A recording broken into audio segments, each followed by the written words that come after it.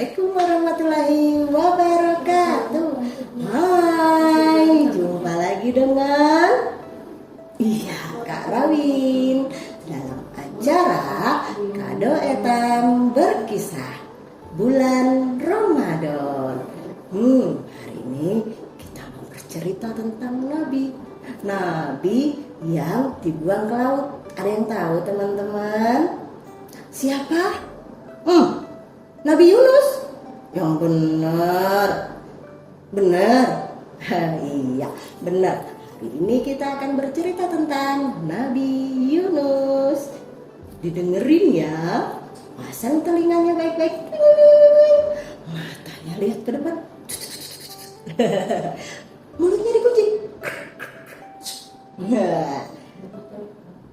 Nabi Yunus telah puluhan tahun berdakwah, namun tidak ada yang mengikutinya. Hanya beberapa orang saja yang mau mengikuti perintah Nabi Yunus dalam dakwahnya.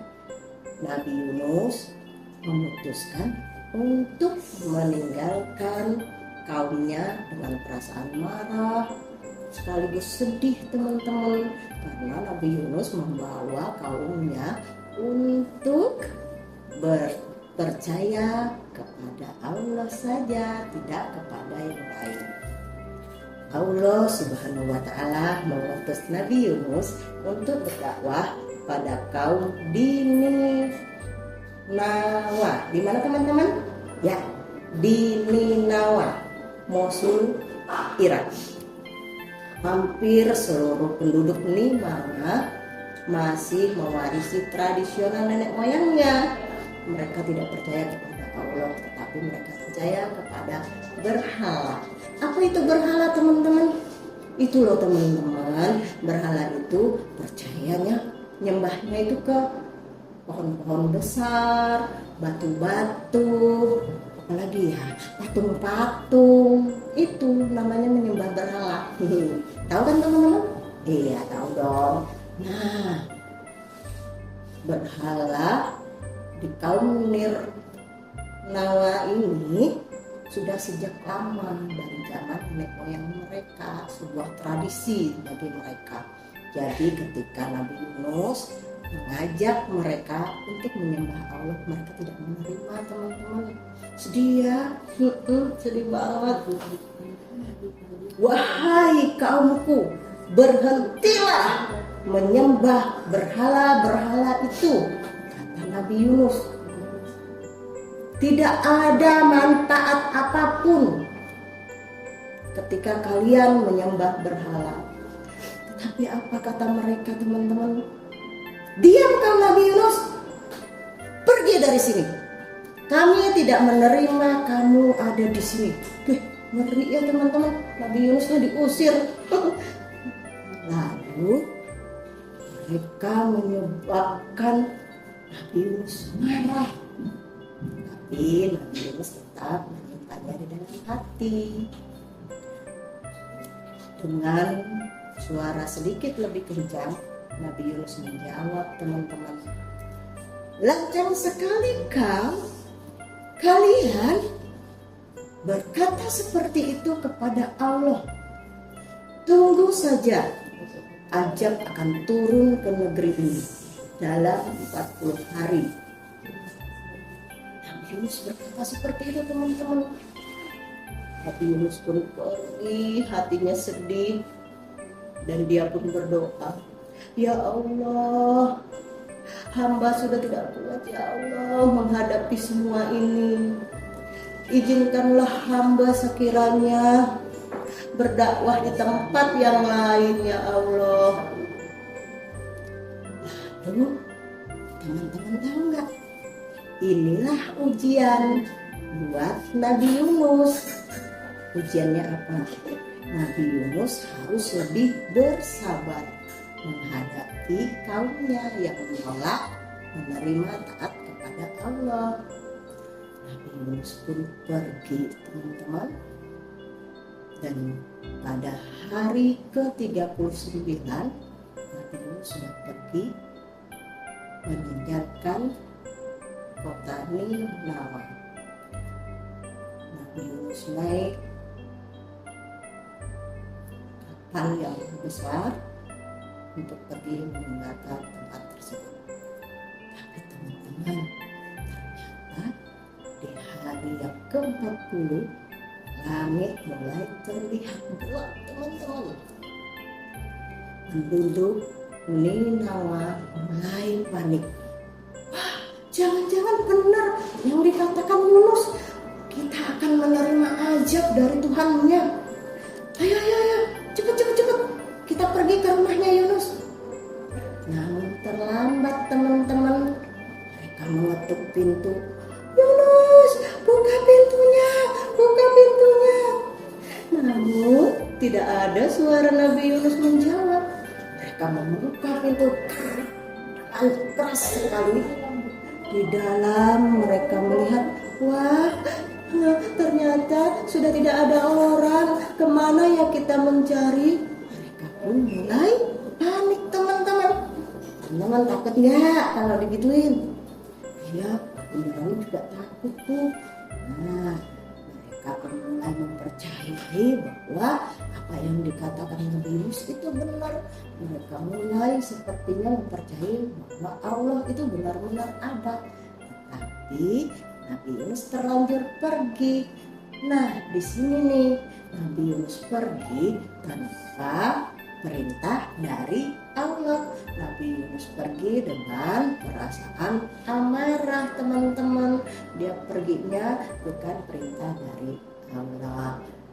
Lalu sampailah Nabi Yunus di kapal dan dia mulai berbaring-baring di kamar di dalam kapal. Tiba-tiba teman-teman, di dalam kapal, gelombang sangat besar dan tingginya itu melampaui tingginya kapal. Berguncang-guncang kapal pun hampir tenggelam. Akhirnya sang kapten mulai mengambil keputusan untuk membuang barang-barang yang berat untuk mengurangi beban kapal. Namun kenyataannya ternyata bebannya masih berat. Harus ada yang dikorbankan untuk dilemparkan ke dalam laut. Siapa ya teman-teman? Lalu mereka mulai bingung yang di dalam kapal. Jangan saya. Jangan nanti saya. Jangan saya. Kapten kapal pun mengambil keputusan bahwa mereka akan mengundi semua yang ada di kapal itu. Bagi namanya yang terpilih, maka itulah yang akan dibuang ke dalam kapal. Namun di dalam undian itu tidak ada nama Nabi Yunus. Teman-teman tahu nggak? Semua seisi kapal itu protes. Kok dia nggak dimasukin? Kenapa namanya nggak dimasukin? Dan kapal berkata, teman-teman, maaf, Yunus itu adalah tamu kehormatan kita. Masa iya kita membuang Nabi Yunus ke laut? Tidak bisa. Harus dimasukkan. Tidak boleh. Itu namanya pilih kasih. Dari dalam kamar, Yunus mendengar. Lalu dia keluar dan berkata, Kapten, masukkan nama saya di dalam undian tersebut. Tapi gimana? Tidak apa-apa, masukkan saja. Lalu sang kapten pun menulis nama Yunus di dalam undian tersebut. Dan diguncang-guncang, yang keluar pertama kali, dengan berat hati kapten membaca, Yunus. Maaf teman-teman, boleh nggak kita undi lagi? Masa iya sih Nabi Yunus kita buang ke laut? No. Ada protes semua ini. Biarkan saja dia yang turun ke laut, karena yang keluar adalah namanya. Ya benar, biarkan saja dia. Tetapi kapten tidak mau gubris, dia tetap mengguncang ulang. Diguncang ulang, dan akhirnya yang keluar tetap nama Nabi Yunus, teman-teman. Lalu Nabi Yunus berkata, biarkanlah saya yang akan turun ke laut, yang akan melompat ke laut. Mungkin itu adalah petunjuk atau perintah dari Allah untuk saya jalani. Lalu tidak lama kemudian Nabi Yunus dengan keikhlasannya sendiri melompat ke laut. Nah, teman-teman, kapten sibuk nih, bingung dia. Aduh, ayo kita tolong. Ke kiri, ke kanan, maju kapalnya, tapi sudah tidak melihat lagi Nabi Yunusnya. Kemana ya teman-teman? Tahu nggak? Iya benar, sudah ditelan oleh ikan apa? Ikan apa? Iya, ikan paus teman-teman. Nah, Nabi Yunus pun sudah di dalam perut ikan.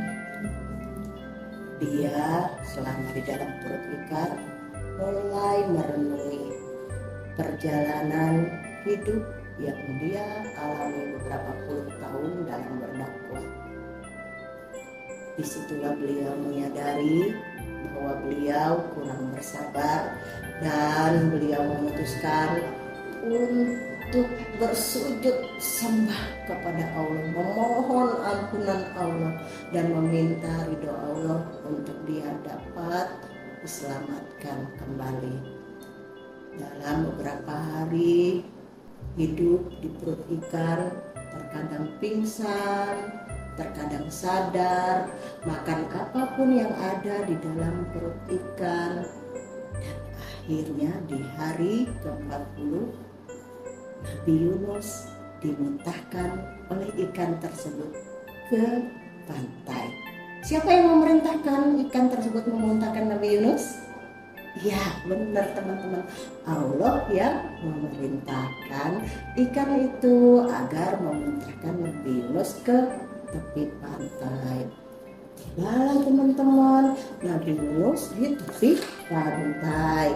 Nah teman-teman, setelah di pantai nih, Nabi Yunus terlihat begitu lemah. Suatu pagi dia tersadar karena teriknya matahari. Dia lemas sekali, tidak bisa duduk, mau bangkit tidak kuat. Dia terseok-seok untuk menuju menjauh dari tepi pantai. Belum tahu siapa yang memberi kekuatan kepada Nabi Yunus? Yang pastinya Allah Subhanahu wa Ta'ala memberikan kekuatan. Lalu Nabi Yunus dapat bergerak dari tepi pantai semakin ke darat, dan dia merasakan lapar teman-teman. Dia bingung, di sekitar sini tidak ada makanan apapun. Namun di kejauhan sepertinya dia melihat ada sebuah tumbuhan menjalar. Dia berusaha sekuat tenaga dengan dibantu doa dan tentunya dibantu oleh Allah Subhanahu wa Ta'ala, sampailah dia di sebuah pohon yang merambat. Ternyata teman-teman itu adalah pohon labu.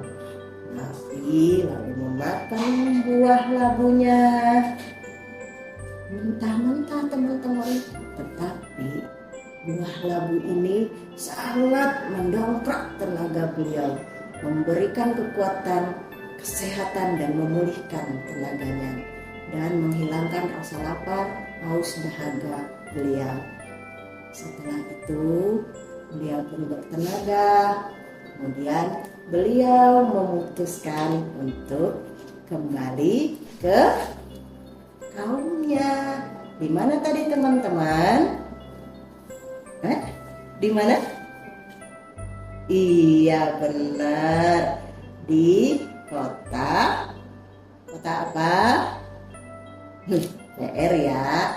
Nanti ingat WA Karawin di mana? Oke? Lalu dia kembali kepada keluarganya dan kepada kaumnya. Ketika dia sampai di tempat, dia pun penasaran teman-teman. Kok semua pada nyambut dia dengan baik?